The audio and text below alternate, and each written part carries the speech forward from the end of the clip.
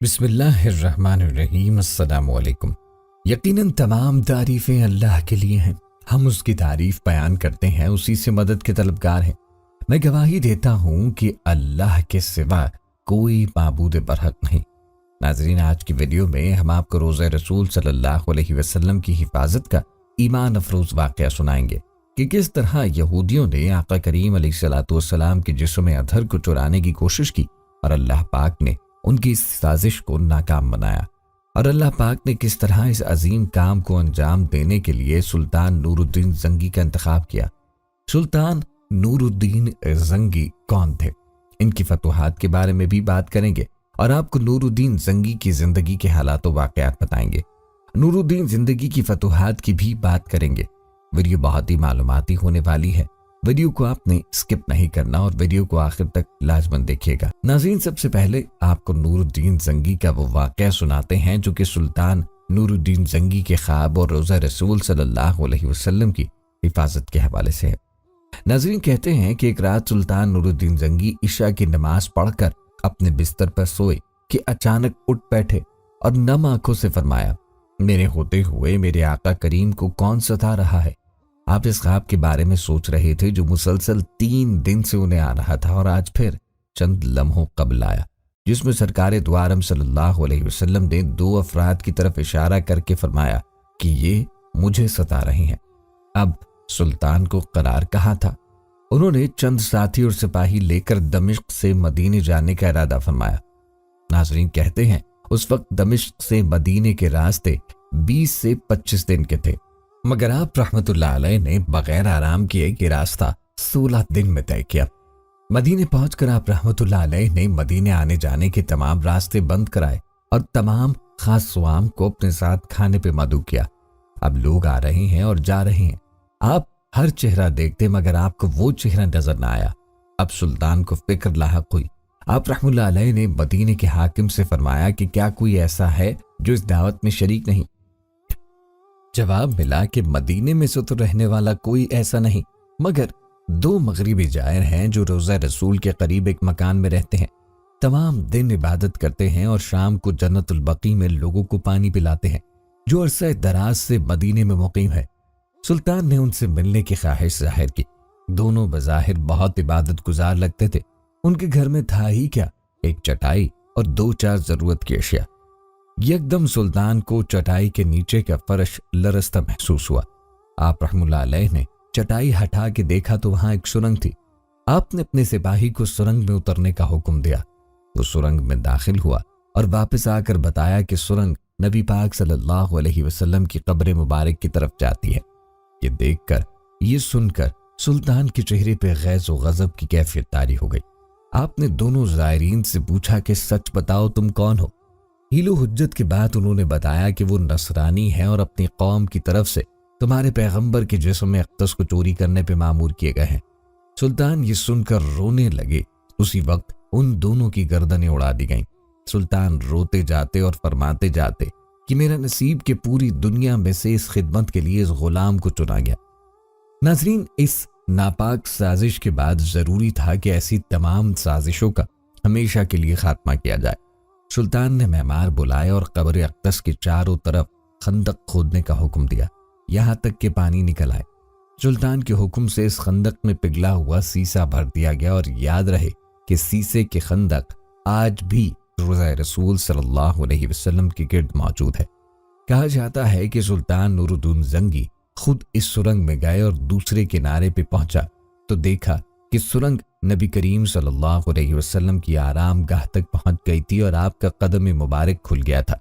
سلطان نے قدم مبارک کو چوم کر اس سرنگ کو بھروایا۔ یاد رہے کہ یہ واقعہ 557 ہجری بمطابق 1162 کا ہے۔ ناظرین، کہتے ہیں کہ سلطان نور الدین زنگی نے روزہ مبارک کے قریب ایک چبوترا بھی بنوایا تھا کہ اس پر ان قبور کی حفاظت کے لیے ہر وقت پاسبان رہے۔ یہ چبوترا اب بھی موجود ہے اور باب جبرائیل سے داخل ہوتے ہی دائیں جانب ہے۔ بعض زائرین اسے مقام صفا سمجھتے ہیں، حالانکہ مقام اصحاب صفا مسجد نبوی کے اندر تھا، جبکہ چبوترا اس وقت کی مسجد کی 4 دیواری سے باہر تھا۔ مقام اصحاب صفا کے تعین کے لیے استورہ عائشہ سے شمال کو چلیے۔ یعنی قبلے کی سمت کے خلاف، پانچویں ستون کے قریب مقام اصحاب صفہ ہے، یا یہ کہ پرانے باب جبرائیل کے بالمقابل یہ مقام تھا۔ یاد رہے کہ وہاں اس وقت کوئی چبوترا نہیں۔ ناظرین، کی روایت بھی بتاتی ہے کہ رسول کریم صلی اللہ علیہ وسلم اور ان کے صحابہ کرام رضوان اللہ علیہم اجمعین، حضرت ابوبکر صدیق، حضرت عمر رضی اللہ عنہم کی قبور کی بے حرمتی کرنے کی کئی بار بھی کوشش کی گئی۔ آپ تینوں مدینہ منورہ میں مسجد نبوی شریف میں دفن ہیں۔ دشمن نے بارہا کوشش کی کہ ان کے اجسام مبارک کو ان کی قبور سے نکالا جائے تاکہ مسجد نبوی شریف اور مدینہ منورہ توجہ کا مرکز نہ رہے۔ آپ کو بتاتے چلیں، شیخ محمد عبدالحق محدث دہلوی نے اپنی کتاب تاریخ مدینہ میں 3 بڑی سازشوں کا ذکر کیا ہے۔ پہلی سازش ابن نجار نے اپنی کتاب بغداد کی تاریخ میں لکھا ہے کہ 386 سے 411 ہجری تک ایک فاطمی حکمران مصر کا بادشاہ تھا اور مدینہ منورہ اس کے زیر اثر۔ اس حکمران کی سوچ اور کوشش یہ تھی کہ رسول کریم علیہ الصلوۃ والسلام اور ان کے 2 صحابہ کرام رضوان اللہ علیہم اجمعین کے اجسام مبارک کو مدینہ منورہ سے مصر منتقل کیا جائے۔ اس طرح لوگوں کی توجہ مدینہ منورہ کے بجائے مصر کی طرف مبذول ہو جائے گی۔ اس نے اس مقصد کے لیے مصر میں ایک نہایت شاندار عمارت تعمیر کی جس میں وہ ان اجسام کو رکھنا چاہتا تھا۔ حکمران نے اس مقصد کے لیے اپنے کارندے ابو الفتوح کو مدینہ بھیجا۔ جب یہ کارندہ مدینہ پہنچا تو اہل مدینہ کو اس سازش کی خبر ہو گئی۔ اہل مدینہ کو ابو الفتوح پر بہت غصہ آیا تو ابو الفتوح اور اس کو ساتھیوں کو قتل کرنے کے لیے تیار ہو گئے۔ ابو الفتوح ڈر گیا اور بول اٹھا، میں اس سازش کو کبھی بھی عملی جامہ نہ پہناؤں گا، خواہ حاکم مصر مجھے قتل ہی کر دے۔ اسی دوران مدینہ منورہ میں ایک بہت بڑا طوفان آیا جس سے کئی گھر تباہ ہوئے اور جانی و مالی نقصان ہوا۔ ابو الفتوح کو مدینے سے بھاگنے کا ایک اچھا بہانہ ملا اور اسی طرح سے اللہ نے نبی کریم صلی اللہ علیہ وسلم اور آپ کے صحابہ کو ان مجرموں سے نجات دی۔ اس حکمران نے ایک اور کوشش بھی کی لیکن وہ دوبارہ ناکام ہوا۔ دوسری سازش سمہودی کے قول کے مطابق عیسائیوں نے یہ سازش میں مرتب کی۔ اس وقت شام کے بادشاہ کا نام سلطان نور الدین زنگی تھا اور اس کے مشیر کا نام جمال الدین اصفہانی تھا۔ ایک رات نور الدین زنگی نے رسول کریم علیہ الصلوۃ والسلام کو خواب میں 3 بار دیکھا۔ ہر بار رسول اللہ صلی اللہ علیہ وسلم نے 2 آدمیوں کی طرف اشارہ کرتے ہوئے سلطان سے کہا، مجھے ان دونوں کی شرارت سے بچاؤ۔ اس رات نماز تہجد کے بعد سلطان نور الدین زنگی نے خواب میں دیکھا کہ رسول کریم صلی اللہ علیہ وسلم نے 2 سرخی مائل رنگت کے آدمیوں کی طرف اشارہ کر کے سلطان سے کہہ رہے ہیں کہ مجھے ان کے شر سے بچاؤ۔ سلطان ہڑبڑا کے اٹھا، وضو کیا، نفل ادا کیے اور پھر اس کی آنکھ لگ گئی۔ دوبارہ وہی خواب دیکھا، اٹھا، وضو کیا، نفل پڑھے اور سو گیا۔ تیسری بار وہی خواب دیکھا، اب اس کی نیند اڑ گئی۔ اس رات ہی اس نے اپنے مشیر جمال الدین مسلی کو بلا کے پورا واقعہ سنایا۔ مشیر نے کہا، سلطان یہ خواب 3 بار دیکھنے کے بعد آپ یہاں بیٹھے کیوں ہیں؟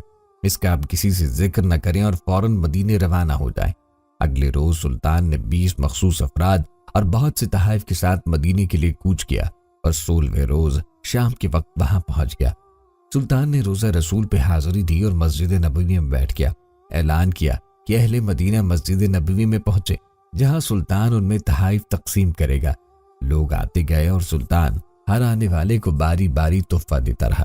اس دوران وہ ہر شخص کو غور سے دیکھتا رہا لیکن وہ 2 چہرے نظر نہ آئے جو اسے ایک رات میں 3 بار خواب میں دکھائے گئے تھے۔ سلطان نے حاضرین سے پوچھا، کیا مدینے کا ہر شہری مجھ سے مل چکا ہے؟ جواب اس بات میں تھا۔ سلطان نے پھر پوچھا، کیا تمہیں یقین ہے کہ ہر شہری مجھ سے مل چکا ہے؟ اس بار حاضرین نے کہا، سوائے 2 آدمیوں کے۔ راز تقریباً فاش ہو چکا ہے۔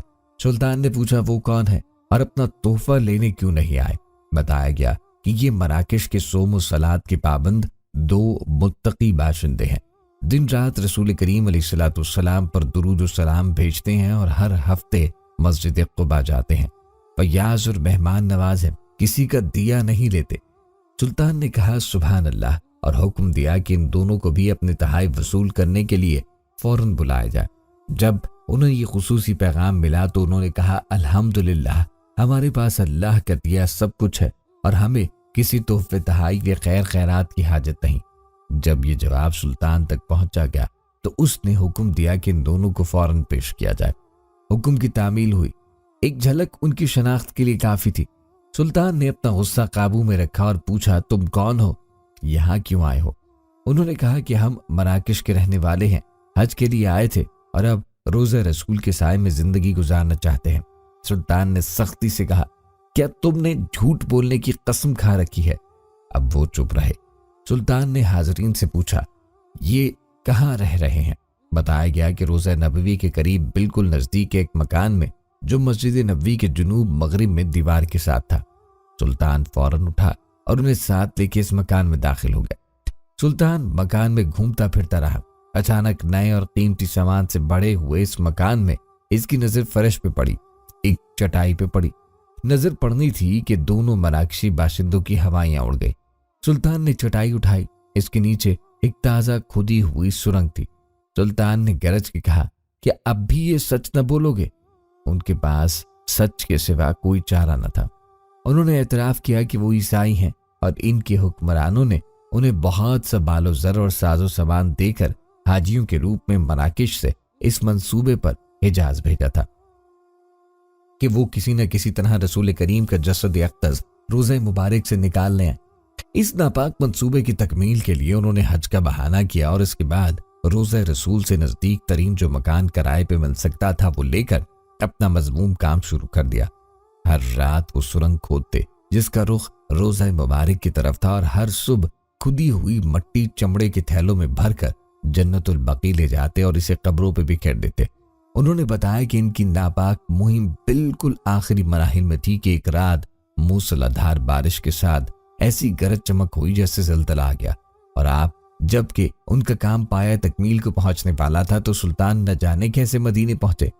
سلطان نور الدین زنگی نے حکم دیا کہ ان دونوں کو قتل کیا جائے۔ روزہ مبارک کے گرد ایک خندق کھودی جائے اور اسے پگھلے ہوئے سیسے سے پاٹ دیا جائے تاکہ آئندہ کوئی بدبخت ایسی مذموم حرکت کے بارے میں سوچ بھی نہ سکے۔ تیسری سازش طبری نے اپنی کتاب الریاض الندرہ میں اس کا ذکر کیا ہے۔ حلب شہر شام کے چند لوگ مدینہ منورہ آئے اور مدینے کے گورنر کے لیے بیش بہا تحائف لائے۔ ان کی خواہش تھی کہ روزہ مبارک میں داخل ہو کر حضرت ابوبکر اور حضرت عمر رضی اللہ عنہما کے اجسام مبارک نکال کر یہاں سے باہر پھینکیں۔ گورنر کی مذہبی سوچ بھی ایسی ہی تھی، اس سے منظوری دے دی۔ گورنر نے مسجد کے خادم سے کہا کہ اگر رات کو کچھ لوگ آئیں تو ان کے لیے مسجد کا دروازہ کھول دینا اور وہ جو کچھ کرنا چاہیں اس میں مداخلت نہ کرنا۔ عشاء کی نماز سے کافی دیر بعد کسی نے باب الاسلام پہ دستک دی۔ خادم نے مسجد کا دروازہ کھول دیا۔ تقریباً 40 آدمی مسجد میں داخل ہوئے۔ ان کے پاس توڑ پھوڑ اور کھدائی کے ہتھیار بھی تھے۔ خادم سہم گیا اور ایک کونے میں دبک کے بیٹھ گیا۔ یہ لوگ روزہ مبارک کی طرف بڑھے، ابھی منبر تک نہ پہنچے تھے کہ اچانک ان کے نیچے کی زمین پھٹی اور یہ سب لوگ اپنے ہتھیاروں سمیت زمین میں دفن ہو گئے۔ گورنر ان لوگوں کا بےتابی سے انتظار کرتا رہا اور پھر بالآخر خادم کو بلایا اور ان لوگوں کے بارے میں دریافت کیا۔ خادم نے اسے سارا واقعہ بتایا۔ گورنر نے کہا کہ کیسے ہو سکتا ہے، تم یقیناً پاگل ہو۔ خادم نے گورنر کو دعوت دی کہ وہ اپنی آنکھوں سے موقع دیکھے۔ گورنر نے اس جگہ کی زمین کو دھسا ہوا پایا تو خادم سے کہنے لگا، تم اس معاملے کے بارے میں زبان نہ کھولنا ورنہ میں تمہارا سر اڑا دوں گا۔ سورہ انفال میں ہے، اللہ کے دشمن اپنی عقل کی تدبیریں بناتے ہیں اور اللہ تعالیٰ بھی اپنی تدبیر بناتے ہیں۔ یقیناً اللہ کی تدبیریں انسانی تدبیروں پہ حاوی ہیں، اور سورہ مائدہ میں ہے کہ اللہ نے اپنے نبی صلی اللہ علیہ وسلم سے اپنا وعدہ پورا کیا اور آپ کی دنیاوی حیات میں اور اس کے بعد بھی سب لوگوں سے مختلف حفاظت فرمائی۔ ناظرین، دعا ہے کہ اللہ سب مسلمانوں کی ان کے دشمنوں کے برے منصوبوں اور ذلیل سازشوں سے حفاظت فرمائے اور مسلمانوں کو اچھے اعمال کی توفیق دے تاکہ وہ رب العزت کی حفاظت کے مستحق بن جائے۔ ناظرین، بات کرتے ہیں نور الدین زنگی کے بارے میں۔ خلفائے راشدین اور حضرت عمر بن عبدالعزیز رحمہ اللہ علیہ کے بعد جن مسلمان حکمرانوں کی عظمت و کردار نے آسمان کی رفتوں کو چھو لیا، ان میں سلطان نور الدین محمود زنگی کا نام امتیازی حیثیت رکھتا ہے۔ اس کی عظمت کا اس سے بڑھ کر اور کیا ثبوت ہوگا کہ ہر دور کے مورخ، دوست اور دشمن سبھی نے نور الدین زنگی کی شہرت عام کو ملحوظ خاطر رکھا۔ بعض مورخین نے خلفائے راشدین کے بعد تمام اسلامی حکمرانوں میں نور الدین زنگی کو سب سے بہتر قرار دیا ہے۔ سلطان نور الدین زنگی رحمہ اللہ علیہ سلطنت کے بانی عماد الدین زنگی کے بیٹے ہیں اور عماد الدین زنگی سلجوقی حکومت کی طرف سے شہر موصل کا حاکم تھا۔ جب سلجوقی حکومت کمزور ہو گئی تو اس نے زنگی سلطنت قائم کر لی اور عیسائیوں کو شکست پہ شکست دی، جس نے تاریخ میں بڑا نام پیدا کیا۔ نور الدین فروری 1118 میں پیدا ہوئے اور آپ رحمۃ اللہ علیہ نے 1146 سے 74 تک 28 سال حکومت کی۔ آپ رحمۃ اللہ علیہ نے عیسائیوں سے بیت المقدس واپس لینے کے لیے پہلے ایک مضبوط حکومت قائم کرنے کی کوشش کی اور اس مقصد کو حاصل کرنے کے لیے گرد و نواح کی چھوٹی چھوٹی مسلمان حکومتوں کو ختم کر کے انہیں اپنی مملکت میں شامل کیا۔ مصر پر قبضہ کرنے کے بعد نور الدین زنگی نے بیت المقدس پہ حملہ کرنے کی تیاری شروع کی۔ بیت المقدس کی مسجد عمر میں رکھنے کے لیے آپ رحمۃ اللہ علیہ نے اعلی درجے کا ممبر تیار کرایا۔ آپ کی خواہش تھی کہ فتح بیت المقدس کے بعد اس ممبر کو اپنے ہاتھوں سے رکھیں، لیکن اللہ کو یہ منظور نہ تھا۔ نور الدین ابھی حملے کی تیاری ہی کر رہا تھا کہ زنگی کو حشیشین نے زہر دیا۔ حسین، کیا آپ جانتے ہیں کہ نور الدین کا یہ عظیم الشان ممبر جو آپ نے بیت المقدس میں نصب کرنے کے لیے بنوایا تھا، اس ممبر کا کیا ہوا اور کس نے اس ممبر کو بیت المقدس میں نصب کروایا؟ ناظرین، یہ کام نور الدین کے سپاہی صلاح الدین ایوبی نے کیا، جس کو فاتح بیت المقدس کے نام سے پکارا جاتا ہے۔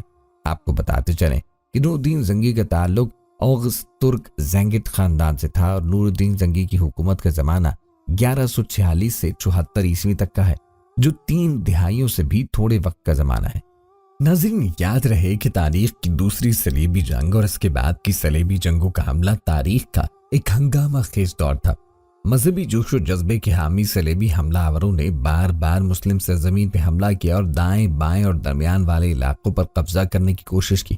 البتہ اس موقع پہ بہت سارے مسلم قائدین، حکمران اور مجاہدین اٹھے، جنہوں نے تمام محاذوں میں صلیبیوں کے خلاف دفاع کی رہنمائی کی۔ آپ کو بتاتے چلیں کہ سلطان صلاح الدین کی طرح کا کردار صلیبی جنگوں کے آخری حصے میں مشہور ہے، لیکن بہت سے تاریخی ہیرو ایسے بھی ہیں جن کو تاریخ دان نظر انداز کرتے ہیں۔ ایسا ہی ایک نام نور الدین زنگی کا ہے۔ تاریخ بتاتی ہے کہ عماد الدین زنگی کی وفات کے مختصر وقفے کے بعد ان کے بیٹوں نور الدین اور سیف الدین نے ریاست کو آپس میں بانٹ لیا۔ نور الدین نے خود حلب میں ہی قیام کیا، جبکہ سیف الدین نے موصل میں رہنے کا انتخاب کیا۔ یہ اس کے بالکل برعکس تھا جو سارے مسلمان حکمران، عمرا اور بادشاہ اکثر دیکھتے ہیں۔ دونوں بھائیوں کے مابین جانشینی یا باہمی دشمنی نہیں ہوئی تھی۔ اس کا موازنہ سلطنت عثمانیہ کے شہزادوں یا مغل سلطنت کے مابین ہونے والی جانشینی کی جنگوں سے کریں تو آپ کو معلوم ہوگا کہ نور الدین اور اس کا بھائی کتنے عقیدت مند تھے۔ ناظرین، تاریخ بتاتی ہے کہ جیسے ہی نور الدین اقتدار میں آئے، ان کا بنیادی مقصد یہ تھا کہ صلیبیوں کے ہاتھوں مزید زمینیں ضائع نہ ہوں، یہ شہر تباہ نہ ہو، لہٰذا انہوں نے صلیبی حملہ آوروں کے خلاف اتحاد کے خواہاں خطے کی دوسری مسلم ریاست تک پہنچنے کے لیے متعدد کوششیں کی۔ تواریخ بتاتی ہے کہ نور الدین زنگی کے ساتھ ازدواجی اتحاد کے باوجود دمشق کا گورنر معین الدین انور صلیبی ریاستوں کو مشکل کرنے میں ہچکچاتا تھا اور اکثر زندگی کے ارادوں سے گھبراتا تھا۔ اس سب کے باوجود نور الدین زنگی ایشیا مائنز میں متعدد اہم مقامات میں کامیاب رہے۔ جب جرمنی کے کنات سوئم اور فرانس کے لوئی ہفتم کی قیادت میں دوسری صلیبی جنگیں وہاں پہنچ گئی تو نور الدین زنگی کی کامیابیوں نے اس بات کو یقینی بنا لیا تھا۔ جب جرمنی کے کنات سوئم اور فرانس کے لوئی ہفتم کی قیادت میں دوسری صلیبی جنگ وہاں پہنچی تو نور الدین کی کامیابیوں نے اس بات کو یقینی بنا لیا تھا کہ کھوئے ہوئے علاقوں کی دیکھ بھال دوبارہ کرنے کے لیے ہم بہت کم کام کر سکتے ہیں۔ کہتے ہیں صلیبیوں نے دمشق کے ناکام محاصرے کی کوشش کی، جس کے بعد نور الدین زنگی نے مغرب کی طرف مزید زور دینے کا فیصلہ کیا۔ اناب کی جنگ میں حالات اس وقت سامنے آئے جب نور الدین زنگی نے پونٹرس کے شہزادہ ریمنڈ اور علی بن وفاح کے نظاری قاتلان کی مشترکہ فوج کو تباہ کیا۔ جنگ کے بعد نور الدین نے شام پہ اپنا غلبہ حاصل کرنے کے لیے علامتی طور پر بحیرہ روم میں نہا کر ساحل کی طرف مارچ کیا۔ ناظرین، تاریخی روایت کے مطابق پہلی صلیبی جنگ کے فوراً بعد ہی دمشق کے مسلمان حکمران صلیبیوں کے ساتھ 2 طرفہ معاہدہ کر چکے تھے، تاہم 2 طرفہ حصہ زیادہ تر کاغذات پہ تھا۔ صلیبی جنگجو جو اپنے علاقے میں توسیع کے خواہش مند تھے اور انہوں نے امن معاہدوں کے نفاذ کے باوجود دوسری صلیبی جنگ کا آغاز کیا۔ دمشق کے حکمران معین الدین اور اس کی جانشین مجید الدین صلیبیوں سے مقابلہ کرنے کے لیے کم سے کم تیار تھے۔ دراصل مجید الدین صلیبیوں کو دمشق میں اپنی نشست بچانے کے لیے سالانہ خراج تحسین پیش کرنے کی حد تک گیا تھا۔ اس کی پالیسیوں کے خلاف اس طرح کی دشمنی تھی کہ دمشق کی آبادی مجید الدین کے خلاف بڑھ گئی اور شام کے علاقے پہ قبضہ کرنے میں نور الدین زنگی کی مدد کی۔ یہی وجہ ہے کہ نور الدین زنگی کو شام پر اپنا اختیار برقرار رکھنا پڑے گا، کیونکہ صلیبی حملہ آوروں کو برقرار رکھنے کے لیے اس طرح کے اقدامات ضروری تھے۔ ناظرین، تواریخ بتاتی ہیں کہ شام اور شمال میں جانے والے صلیبیوں نے اپنی توجہ مصر میں فاطمیوں کی طرف پھیر لی، جبکہ فاطمیوں کے برائے نام حاکم العید اقتدار میں تھے۔ وزیر شاور بن عبد المجیب اسدی فیکلٹ حکمران تھے۔ کہتے ہیں جب یروشلم کے بادشاہ املوک اول کی سربراہی میں صلیبی حملہ آوروں نے حملہ کیا تو فاطمی کمزور تھے، جو مصر جلدی سے گر گیا اور شاور نے مدد کے لیے نور الدین زنگی سے رابطہ کیا۔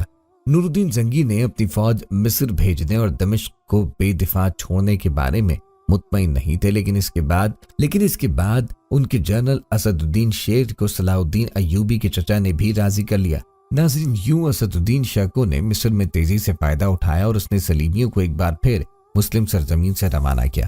تاہم اسی موقع پہ فاطمیوں کے معزول وزیر شاور نے اپنے اصل ارادے ظاہر کیے۔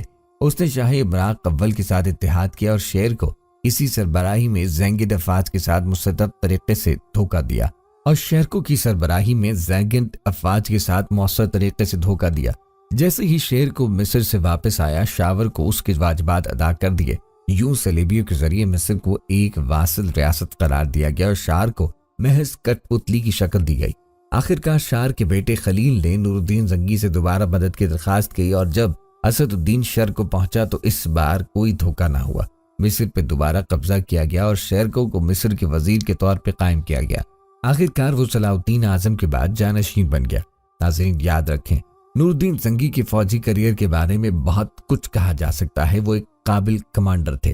انہوں نے حملہ آور اور صلیبیوں کے خلاف اپنی جستجو میں کوئی دبدبہ نہ چھوڑا، لیکن ناظرین، افسوس سے کہنا پڑتا ہے کہ آج کے مسلمانوں کو نور الدین زنگی اور ان کے ہم اثروں کی زندگی کے بارے میں کتنا کم علم ہے۔ تاریخ اسلام کے ابتدائی قرون وسطی کے رہنما نے اسلام اور سماجی انصاف کے شعلے کو زندہ رکھنے کے لیے جس محنت سے کوششیں کی وہ بھولی ہوئی ہیں۔ یاد رہے کہ نور الدین زنگی ایک عظیم شخصیت اور مثالی جرأت اور پرہیزگاری کے حامل شخص تھے۔ ناظرین، دیکھا جائے تو آج کے مسلمان نوجوانوں کو اپنی تاریخ میں جھانکنے کی فرصت ہی نہیں۔ آج بیت المقدس میں مسجد اقصی کے ساتھ کیا کچھ ہو رہا ہے، فلسطین کے مسلمانوں پر کتنے ظلم ڈھائے جا رہے ہیں، لیکن مسلمان خاموش ہیں۔ کیا آپ نے سوچا ہے کہ اس خاموشی کا نقصان کیا ہوا ہے؟ ناظرین، اس خاموشی کا نقصان یہ ہوا ہے کہ اسلامی عہد زری کے علاقے شام و عراق سے اسلامی تہذیب و ثقافت کو نیست و نابود کر دیا گیا۔ اب آنے والی نسلی کھنڈرات پر یہود و نصارہ کی نئی کنسٹرکشن کے امور دیکھے گی۔ بابل اور نینوا کی وراثت کھنڈر بنا دی گئی۔ اب دجلہ اور فرات کے کنارے نیل کے ساحلوں تک نہ کوئی نور الدین زنگی ہے، نہ اس کا سپہ سالار اعظم، نہ اس کا سپہ سالار صلاح الدین ایوبی اور نہ تاریخ داں ابن اسیر جزری۔ بیت المقدس حالت جنگ میں پہلے بھی تھا، آج بھی ہے۔ 44 ملکوں کی اتحادی فوج محو تماشا ہے۔ یمن سوئے کھنڈر ہے، قطر، بحرین اور عرب برسر پیکار ہیں۔ یہاں تذکرہ کرتے ہیں مسجد النوری کا۔ یاد رہے کہ مسجد النوری کا نام موصل اور حلب کے مشہور حکمران نور الدین زنگی کے نام پہ رکھا گیا تھا، جنہوں نے اس مسجد کی تعمیر کا حکم سن 1172 میں دیا تھا۔ اس کے بعد 2 سال بعد نور الدین زنگی انتقال کر گئے۔ یہی مسجد تھی جہاں سے البغدادی نے خلافت کے فتنے کا اعلان کیا۔ نور الدین زنگی کی بڑی وجہ شہرت یہ ہے کہ انہوں نے مختلف علاقوں کی مسلمان افواج کو یکساں کر کے عیسائی صلیبیوں کے خلاف جہاد کا پیغام دیا تھا۔ ناظرین، مسجد کے مینار کا بیرونی حصہ ایرانی طرز تعمیر کی ایک عمدہ مثال تھا، جس میں اینٹوں کو اس انداز میں لگایا گیا کہ سادہ اینٹیں بھی ایک خوبصورت نمونہ پیش کرتی ہیں۔ مینار کی چوٹی گنبد کی شکل میں تھی، جس پہ سفید پلستر لگا ہوا تھا۔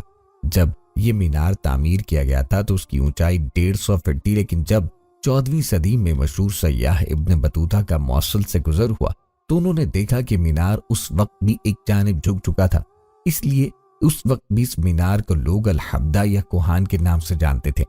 جہاں تک ماہرین کا تعلق ہے تو ان کا کہنا تھا کہ جھکاؤ کی وجہ سے علاقے میں شمال مغرب سے چلنے والی ہوا ہے، اینٹوں پر جنوب سے پڑنے والی تیز دھوپ یا وہ کمزور جپسم ہے جو اینٹوں کے درمیان لگا ہے۔ ناظرین، آپ کو بتاتے چلیں کہ نور الدین زنگی کی شہرت کی بڑی وجہ یہ ہے کہ انہوں نے مختلف علاقوں کی مسلمان افواج کو یکساں کر کے عیسائی صلیبیوں کے خلاف جہاد کا پیغام دیا تھا۔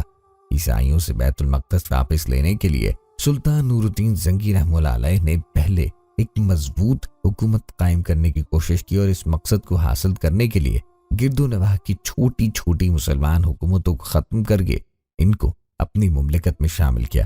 شروع میں نور الدین کا دارالحکومت حلب تھا۔ 549 ہجری میں اس نے دمشق پہ قبضہ کر کے اسے دارالحکومت قرار دیا۔ اس نے صلیبی ریاست انطاکیہ پر حملے کر کے کئی قلعوں پہ قبضہ کر لیا اور بعد ازاں ریاست اڑیسہ پر مسلمانوں کا قبضہ ختم کرنے کی عیسائی کوشش کو بھی ناکام بنا دیا۔ دوسری صلیبی جنگ کے دوران دمشق پر قبضہ کرنے کی کوششوں کو بھی انہوں نے ناکام بنایا اور بیت المقدس سے عیسائیوں کو نکالنے کی راہ ہموار کر دی۔ ناظرین، یاد رہے کہ دوسری صلیبی جنگ میں فتح کی بدولت ہی مسلمان تیسری صلیبی جنگ میں فتح یاب ہو کر بیت المقدس واپس لینے میں کامیاب ہوئے۔ اس زمانے میں مصر میں فاطمی حکومت قائم تھی، لیکن اب وہ بالکل کمزور ہو گئی تھی اور مصر چونکہ فلسطین سے ملا ہوا تھا، اس لیے عیسائی اس پر قبضہ کرنا چاہتے تھے۔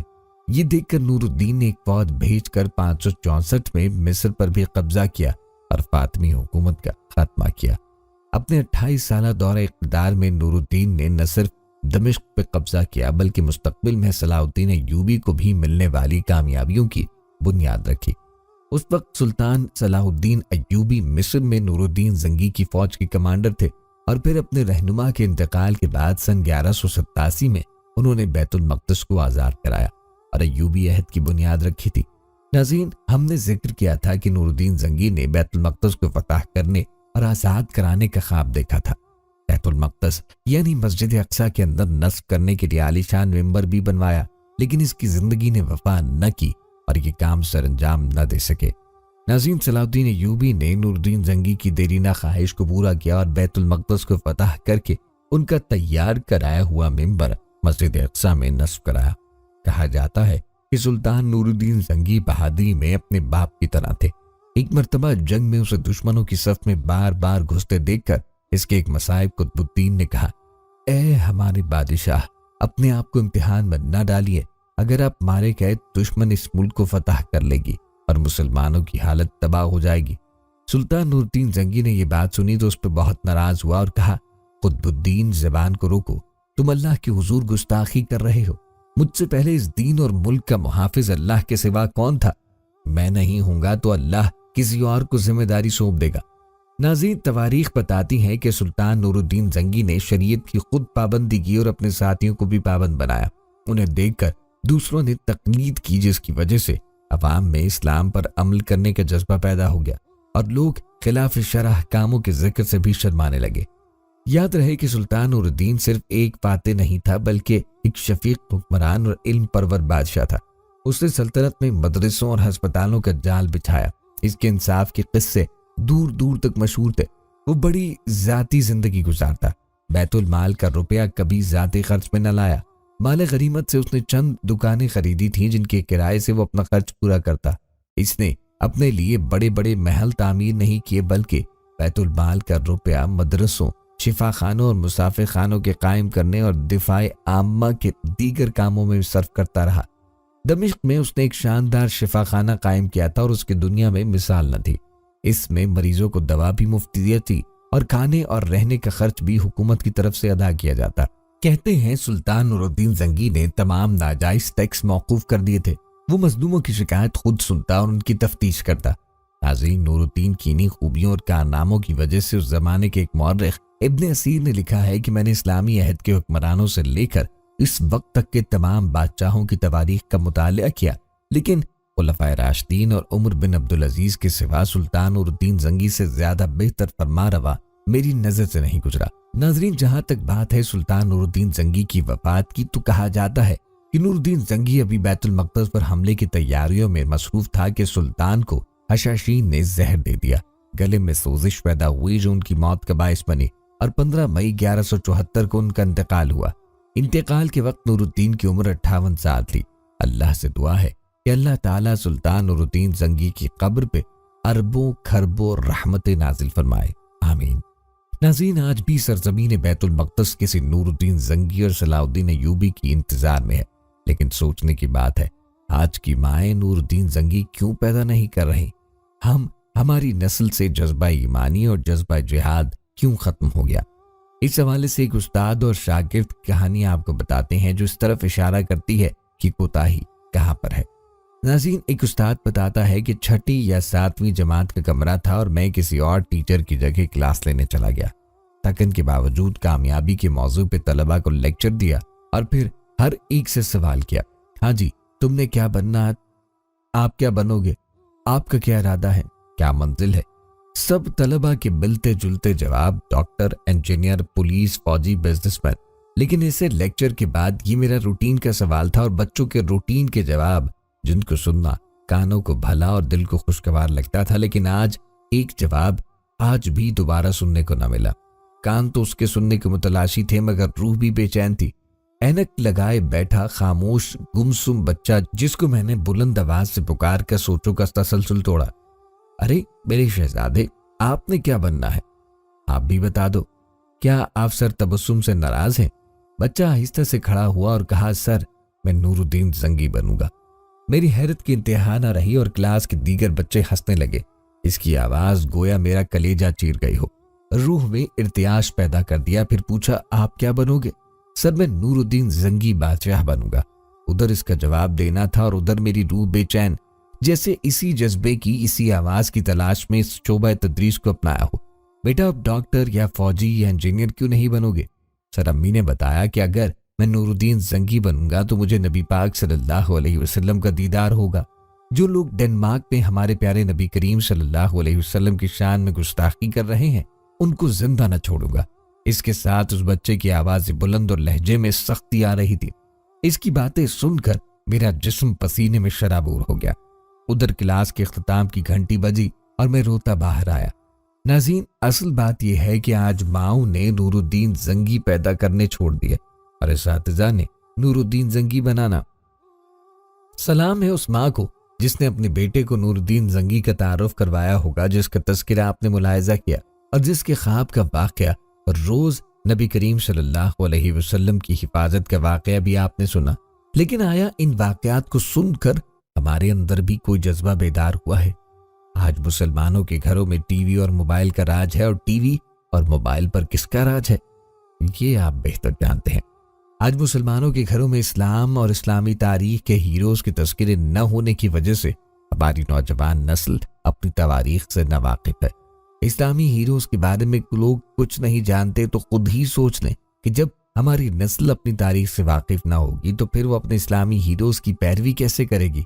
फिर उनके अंदर इन जैसा जज्बा कैसे पैदा होगा? ये बच्चा जिसने उस्ताद को नूरुद्दीन जंगी बनने का कहा, यकीनन इसकी माँ उसको इस्लाम के हीरोज की कहानियां सुनाती होगी जिनको सुनकर उसका जज्बा बना। खुदारा अपने बच्चों को इस्लाम के बारे में बताएं, इस्लामी हीरोज के बारे में बताएं, इस्लामी तवारीख के बारे में बताएं। फ़लस्तीन क्या है? बैतुल मक़दस क्या है? मस्जिद अक्सा क्या है? इनकी मुसलमानों के लिए क्या अहमियत है? ये सब अपने बच्चों को बताएंगे। बैतुल मक़दस को लेकर आने वाले हालात क्या होंगे? इनमें मुसलमानों को क्या किरदार अदा करना चाहिए? ये तमाम सवालात ऐसे हैं कि तमाम सवालात जिनके बारे में बच्चों को बताना और उनको तैयार करना वालिदैन और असातिज़ा की जिम्मेदारी और हर मुसलमान का फर्ज है कि मस्जिद अक्सा की अहमियत को जाने और उसको यहूदियों के चुंगल से आज़ाद कराने के लिए अपना फर्ज अदा करें। अल्लाह पाक तमाम उम्मत मुस्लिमा का हामी मददगार हो, आमीन। नाज़रीन, ये थी आज की वीडियो। उम्मीद करते हैं कि आपको हमारी आज की वीडियो ज़रूर पसंद आई होगी। नाज़रीन, ये थी हमारी आज की वीडियो। हम उम्मीद करते हैं कि आपको ये वीडियो पसंद आई होगी। अगर आपको हमारी ये वीडियो पसंद आई है तो आपसे गुजारिश करते हैं कि आप हमारे चैनल को ज़रूर सब्सक्राइब कर लें और साथ लगे बेल के बटन को भी प्रेस कर लें ताकि आपके पास हमारी आने वाली मज़ीद मालूमाती वीडियोज़ का नोटिफिकेशन बर वक्त मिलता रहे। सब्सक्राइब के साथ साथ हमारी वीडियो को लाइक भी करें और अपनी कीमती राय का इजहार कमेंट्स में ज़रूर करें। कमेंट्स में आप अपने सवालात भी हम तक पहुँचा सकते हैं। अगली वीडियो तक के लिए इजाज़त दीजिए। अल्लाह हाफिज़। अल्लाह ताला आपको अपनी हिफ्ज़ व अमा में रखे, आमीन। आखिर में प्यारे दोस्तों, हर वीडियो के इख्तिताम में हमने एक दुआ का सिलसिला शुरू किया है। जो भी इस दुआ में शामिल होगा, मेरा दावा है अल्लाह पाक उसकी तमाम जायज़ हाजात को ज़रूर पूरा करेंगे। अपनी दुआ का आगाज़ दुरूद इब्राहिमी से करते हैं। आप सब दोस्त और बहनें मिलकर درود پاک پڑھ لیں اور کمنٹس میں آمین لازم لکھیں۔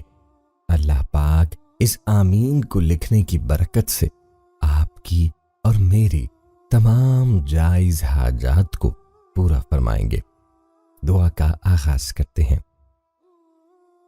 بسم اللہ الرحمن الرحیم۔ اللہم صلی علی محمد وعلی آل محمد کما صلیت علی ابراہیم وعلی آل ابراہیم انک حمید مجید۔ اللہم بارک علی محمد وعلی آل محمد کما بارکت علی ابراہیم وعلی آل ابراہیم انک حمید مجید۔ تمام حمد و ثنا رب ذوالجلال کے لیے ہے، جس کی رحمت سے نا امیدی نہیں، جس کی نعمتوں سے دامن خالی نہیں، جس کی مغفرت سے مایوسی نہیں، اور جس کی رحمتوں کا فیضان کبھی رکتا نہیں۔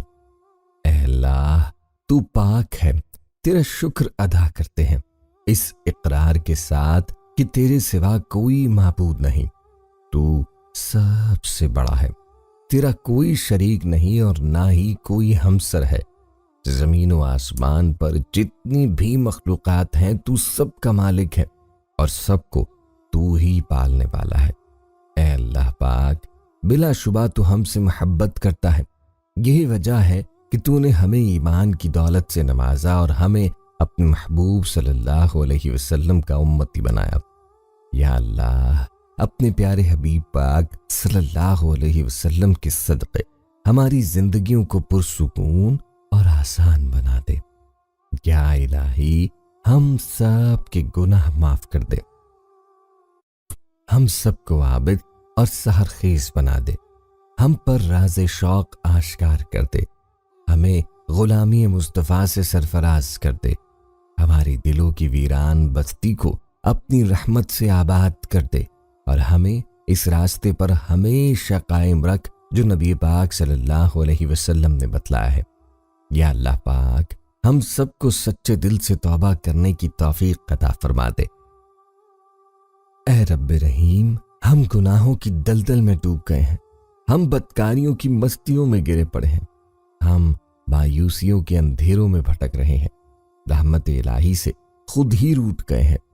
اے اللہ، ہم ندامت کے آنسوؤں سے ناآشنا ہیں، ہم ایک سچی توبہ کے طلبگار ہیں۔ اے اللہ پاک، اپنی رحمت سے ہمیں وہ سچی توبہ عطا فرما دیجیے۔ اے پاک پروردگار، ہمیں، ہمارے والدین کو، ہمارے اہل و عیال کو، ہمارے آباء و اجداد اور ہماری آنے والی نسلوں کو اپنی عافیت عطا فرما، ہم سب کو بے حساب رزق عطا فرما، ہم سب کو حاسدوں کے حسد سے بچا۔ دونوں جہانوں کے مالک، جب ہم تھک جائیں تو ہمیں آرام پہنچانا، جب مشکلیں بڑھ جائیں تو آسانی بن جانا، جب ہم کمزور پڑ جائیں تو ہماری طاقت بن جانا، جب ہم دکھ اور تکلیف میں ہوں تو ہمارا مرہم بن جانا، جب ہم مایوس ہو جائیں تو ہمارا بھروسہ اور یقین بن جانا، جب ہم بھوک سے نڈال ہوں تو تیری یاد ہی ہماری غذا بنے، جب ہر طرف بے چینیاں بھر جائیں تو اے پاک پروردگار ہمارا سکون بن جانا، جب ہمارے اندر مایوسی کا اندھیرا بھرنے لگے تو امید کی روشنی بن جانا، جب ہر چیز ہمارے لیے ناممکن ہو جائے تو ہر چیز کو اپنے خاص فضل اور کرم سے ممکن بنا دینا۔ اے ارض و سما کے مالک، تو غفور ہے، تو رحیم ہے، ہم سب کی توبہ قبول کرنا، ہمارے گناہوں صغیرہ و کبیرہ کو دھو دے، ہمارے دلوں کو ہدایت دے، ہماری زبان کو درستگی اور نرمی عطا فرما، ہم سب کو گناہوں سے بچا اور ہمیں نیک اعمال کرنے کی توفیق عطا فرما۔ اے اللہ، جس طرح تو بارش برسا کر سوکھی زمین کی پیاس بجھاتا ہے، اسی طرح اپنی رحمت سے ہمارے دلوں کو بھی سیراب کر دے، بے شک تو بڑا مہربان اور نہایت رحم کرنے والا ہے۔ اے پاک پروردگار، ہم سب کو ہر اس نعمت سے سرفراز فرما جس میں ہمارے لیے خیر و برکت ہو، عزت و وقار ہو، راحت و سکون ہو، صحت اور تندرستی ہو، ترقی و خوشحالی ہو اور دنیا و آخرت کی بھلائی ہو۔ اے اللہ، ہماری زندگیوں کو محبت کا عنوان بنا دے کہ ہم سب سے زیادہ تجھ سے محبت کریں، تجھ کو فوقیت دے، تیری عبادت کریں، تیرا حکم مانیں، تیرے بتائے ہوئے راستے پہ چلتے رہیں، یہاں تک کہ ہماری زندگی تمام ہو جائے اور تو ہمیں اپنے نور سے ڈھانپ لے، وہ نور جو ہمارے سینے کو منور کر دے، وہ نور جو قبر کو روشن کر دے، وہ نور جو پل صراط پہ روشنی بن جائے۔ اے ہمارے رب، ہم کو بھی ان خوش نصیبوں میں شامل فرما جن کی توبہ تو قبول کرتا ہے، جن کے گناہوں کو تو اپنے فضل و کرم اور رحمت سے نیکیوں میں تبدیل کرتا ہے۔ یا اللہ، ہمارے پاس کوئی عمل نہیں ہے، صرف تیری رحمت کا آسرا ہے۔ یا پروردگار، ہمیں اپنی رحمت پہ ڈھانپ لے۔ اے بلندیوں کے بادشاہ، اے رب کائنات، ہمارے دل اور ہمارے قدم اپنی رضا کی طرف پھیر دے۔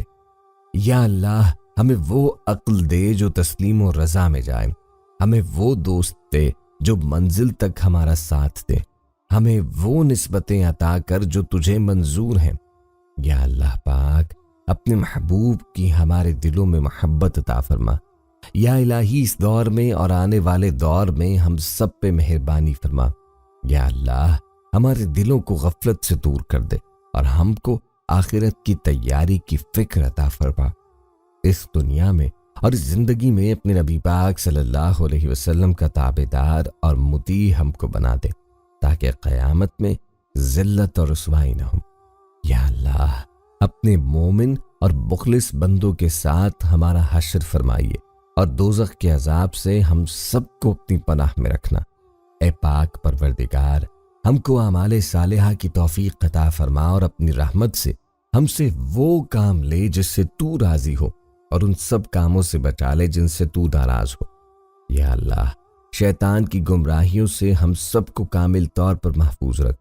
اے رب کریم، ہمارے ہاتھ تیرے سامنے پھیلے ہیں، ان کو اپنی شان کے مطابق خیر و برکت اور دنیا و آخرت کی ہر طرح کی بھلائی اور کامیابی سے بھر دے۔ اے اللہ، ہمیں ہر وہ چیز عطا فرما جس کی ہمیں ضرورت ہے۔ اللہ پاک، ہمیں اپنے سوا کسی کا محتاج نہ فرمانا۔ اے بہت بڑی شان والے، ہمیں باعزت اور بہترین صحت کے ساتھ عمر طویل عطا فرمانا اور ہمیشہ اپنے حفظ و امان میں رکھنا۔